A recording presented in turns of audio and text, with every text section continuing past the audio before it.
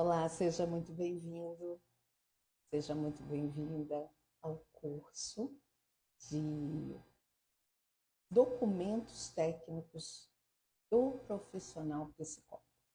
É um tema que particularmente, eu sou apaixonada, sou encantada.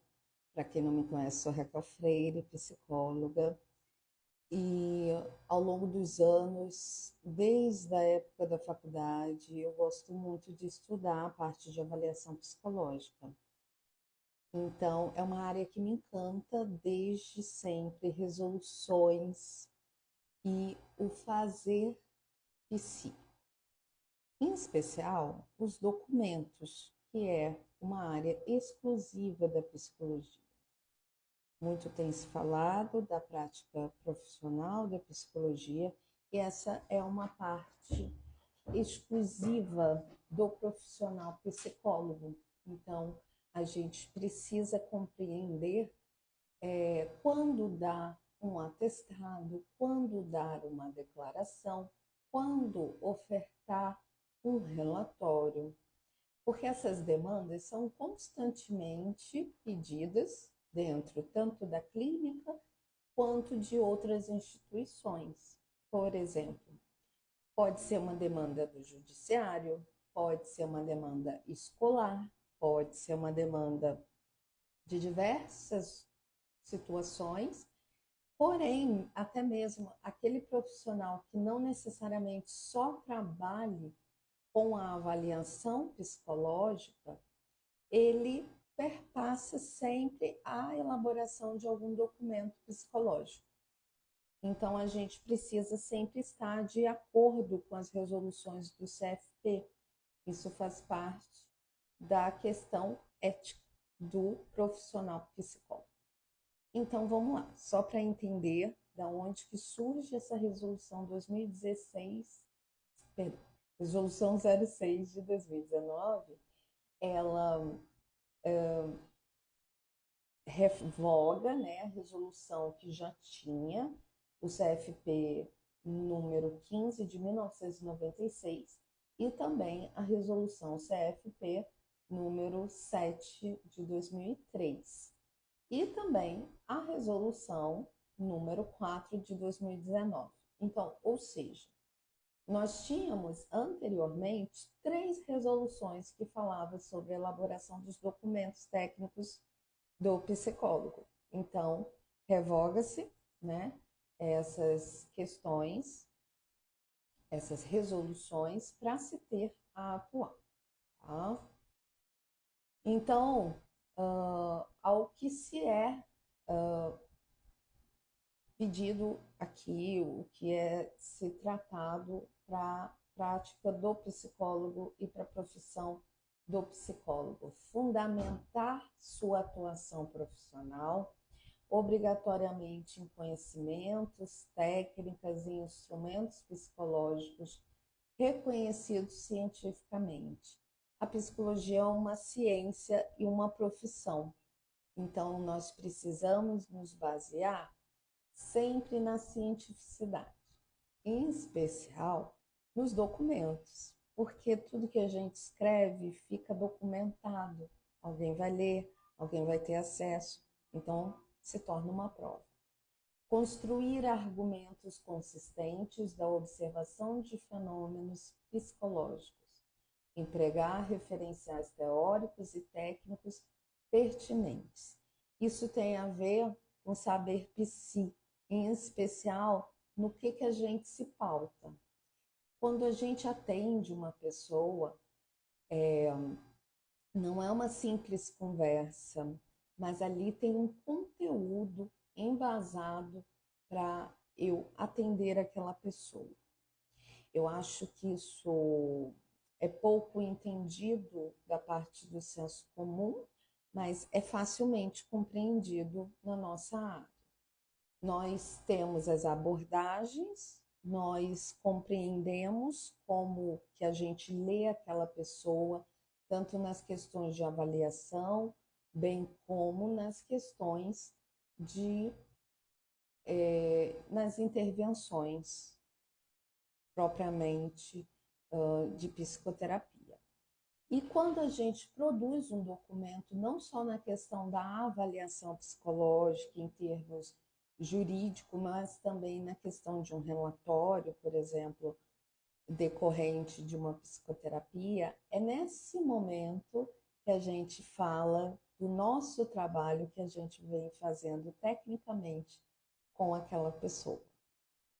Considerar a complexidade do exercício profissional em processos de trabalho que envolvam tanto a avaliação psicológica como em processos que envolvam raciocínio psicológico. É nesse momento que a gente precisa colocar no papel tudo o que é feito na prática.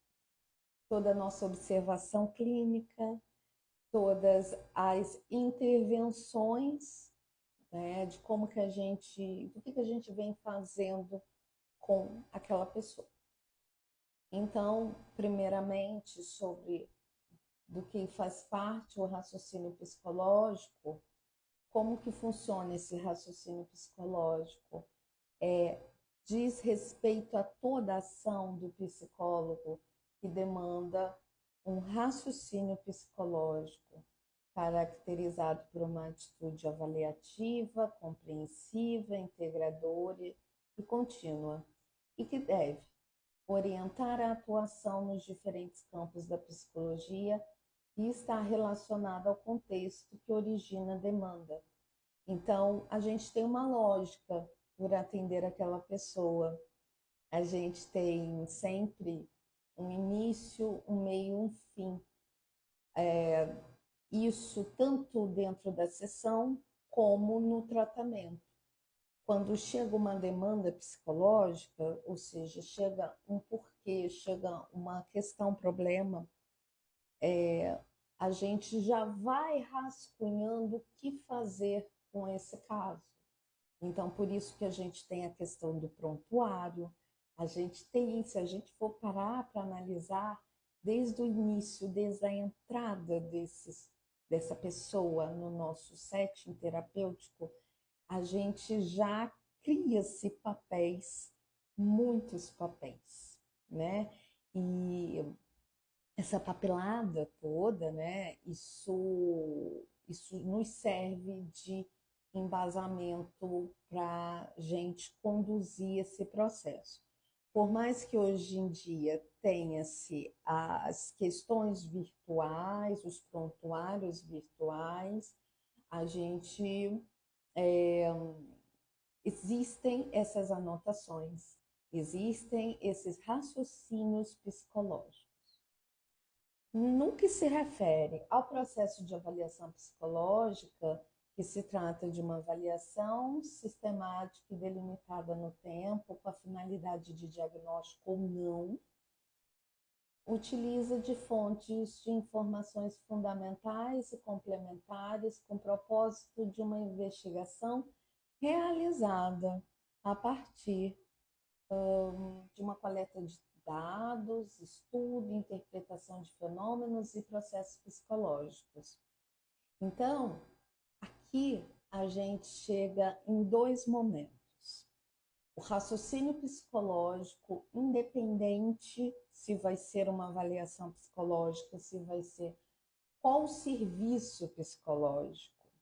Eu acho que para a parte do senso comum é muito nebuloso do que se trata a profissão psi. Porém, nós sabemos que existem diversos serviços, até mesmo as resoluções do CFP, do Conselho Federal de Psicologia, ele está a todo momento nos guiando e nos indicando caminhos para sermos mais eficientes e resolutos com nossos clientes. Por exemplo, criar um contrato terapêutico na questão da psicoterapia, um contrato de serviço na questão da avaliação psicológica e assim por diante, só para dar início, tá? Como que eu vou falar que a gente também tem muitos papéis? Além do prontuário, que já inicia desde o primeiro contato, que é aquela ficha que a gente pega as informações dos pacientes e aí já descreve a demanda e já rascunha aí o possível tratamento, já pega as primeiras informações. A gente também emite recibos, né? Então, a gente vai tendo uma certa papelada, ela sendo virtual ou física, nós, desde o início do processo, com esse cliente, com esse paciente, desde o início, a gente já cria bastante papelada. Gostou? Essa é a primeira aula e agora nós vamos para a segunda, tá? Te encontro lá que tem mais um monte de coisa.